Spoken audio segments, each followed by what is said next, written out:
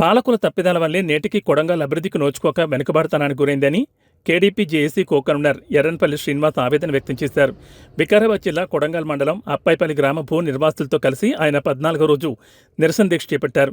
ఈ సందర్భంగా ఆయన మాట్లాడుతూ ఈ ప్రాంతంలో మెడికల్ కళాశాల ఏర్పాటుతో భవిష్యత్ తరాలకు ఉద్యోగ ఉపాధి అవకాశాలు మెరుగుపడతాయని భావించి అప్పాయిపల్లి గ్రామస్తులు మెడికల్ కళాశాల ఏర్పాటుకై తమ భూములను ఇచ్చారని ఆయన తెలిపారు. దీంతో ఆర్థిక స్థితిగతులు కూడా మారతాయని, కావున ముఖ్యమంత్రి రేవంత్ రెడ్డి సహృదయంతో విద్యాసంస్థల తరలింపు నిర్ణయాన్ని విరమించుకోవాలని ఆ ప్రాంత ప్రజల తరపున విజ్ఞప్తి చేశారు.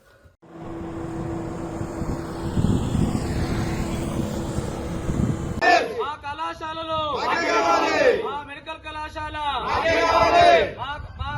కళాశాలలో అభివృద్ధి, మా కొడంగల్ అభివృద్ధి. మిత్రులారా, ఈరోజు ముఖ్యంగా ఇక్కడ ఏర్పాటు చేయడం ఎందుకంటే మన గ్రామంలో అందరికి తెలుసు, భూములు పోయినాయి, పైసలు పోయినాయి, అన్ని పోయినాయి. పైసలు భూములు ఇంపార్టెంట్ కాదు. ఇక్కడ భూములు ఉండాలని లేదు, భూములు లేనలో కాదు. ఇక్కడ కాలేజ్ ఏర్పడితే, మెడికల్ కాలేజీ వేరే కాలేజీలు వస్తే మన ప్రాంతంలో ఉన్నటువంటి బిడ్డలకు రేపు కాలేజ్ చూస్తూ చదువుకోవాలనే ఆలోచన వస్తుంది.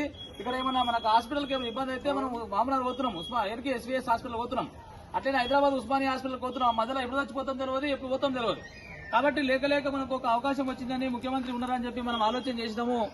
ఆలోచనతోటే మనము భూములు ఇచ్చినాము. భూములు ఇస్తే కూడా నష్టపరిహారం సగం ఇవ్వలే. అయినా కూడా కొడంగల్ డెవలప్మెంట్ కోసం, అభివృద్ధి కోసము మేము త్యాగం చేసి ఇస్తే ఈరోజు శంకుస్థాపనలు చేసి పనులు స్టార్ట్ చేసి ఇక్కడ నుండి భూములను, ఈ కళాశాలను లగచర్లకు తరలిస్తున్నారని చెప్పి వస్తున్నటువంటి వార్తలను స్పందిస్తూ గత 20 రోజుల నుండి మనం చూస్తున్నాం. కొట్లాట జరుగుతూ ఉన్నది.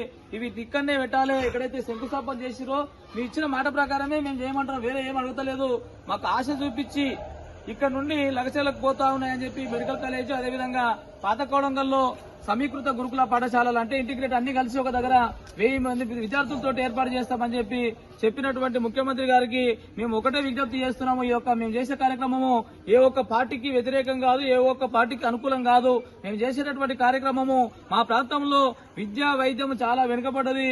ఉద్యోగ ఉపాధి అవకాశాలు కూడా లేవు. మా ప్రాంత బిడ్డలందరూ కూడా రోడ్ల మీద ఈరోజు అన్ని విధాలుగా నష్టపోయారు. మీరు వచ్చిర్రు, ఒక ముఖ్యమంత్రి అయ్యారు అని చెప్పి మేము ఎంతో సంతోషపోయినాము. మీకు 3 సార్లు ఎమ్మెల్యేగా గెలిపిస్తే మేము రాష్ట్ర ముఖ్యమంత్రి చేసినటువంటి చరిత్ర ఈ ప్రాంత బిడ్డలుగా మా అందరికీ ఉన్నది. కాబట్టి మేము కోరుకునేటటువంటి విషయం ఏంటంటే ప్రజల యొక్క అభిప్రాయాలను సేకరించి ప్రజలకు అవసరమైనది కావాలి. మీరు ఏం తెచ్చిపెట్టినా కూడా మాకు ఇంపార్టెంట్ కాదు. ఎందుకంటే ఇక్కడ చదువు కావాలి, ఆరోగ్యం కావాలి అనేటటువంటి ఒకటే ఒక కాన్సెప్ట్ మా దగ్గర. విద్యా, వైద్యం ఉండాలంటే ఈ మెడికల్ కళాశాల, వెటర్నరీ కళాశాల, నర్సింగ్ కళాశాల, గురుకుల పాఠశాలలో ఇక్కడనే నిర్వహించాలి. అదేవిధంగా ఇక్కడనే మాకు ఉద్యోగ ఉపాధి అవకాశాలు వస్తాయి. ఈ ప్రాంతంలో ఇక్కడ ఉన్న ట్రాన్స్పోర్ట్ పెరిగి జనాలు హాస్పిటల్కు రావడం వల్ల 3,500 మంది ఈ కొడంగల్లో తిరగడం వల్ల ఇక్కడ ఉన్నటువంటి వస్త్ర వ్యాపారం కావచ్చు, ఇక్కడ ఉన్నటువంటి రూమ్ రెంట్లు కావచ్చు, ఇక్కడ ఉన్నటువంటి హోటల్స్ కావచ్చు, ప్రతిదీ కూడా ఆర్థికంగా ఇక్కడ అభివృద్ధి చెంది రేపటి మా పిల్లల భవిష్యత్తు కోసము మేము ప్రయత్నం చేస్తా ఉన్నాం. ఎందుకంటే ఈ కొడంగల్ అనేది 100 సంవత్సరాల నుండి వెనుకకు పడేసినటువంటి ప్రాంతం. ఇది పాలకులు చేసిన తప్పిదాలకు ఈరోజు మేము అనుభవిస్తున్నాము. మళ్ళీ ఇంకా 2 సంవత్సరాలు పూర్తి అయిపోయింది ముఖ్యమంత్రి గారి. మన ముందు మిగిలినది కేవలం 2 సంవత్సరాలు మాత్రమే. ఈ 2 సంవత్సరాల్లో మాకు విద్యా, వైద్యమే ముఖ్యమైనది. మీరు ఎన్ని తెచ్చిపెట్టినా కూడా మాకు ఈ 2 కావాలని చెప్పి మేము కోరుకుంటున్నాము. వీటిని ఇక్కడనే నిర్మిస్తామని చెప్పి మీరు హామీ ఇవ్వాలని చెప్పి ప్రజలందరి తరపున మేము విజ్ఞప్తి చేస్తా ఉన్నాము. ముఖ్యంగా ఈ యొక్క ఉద్దేశాన్ని గురించి మన న్యాయవాది నరేందర్ సింగ్ గారు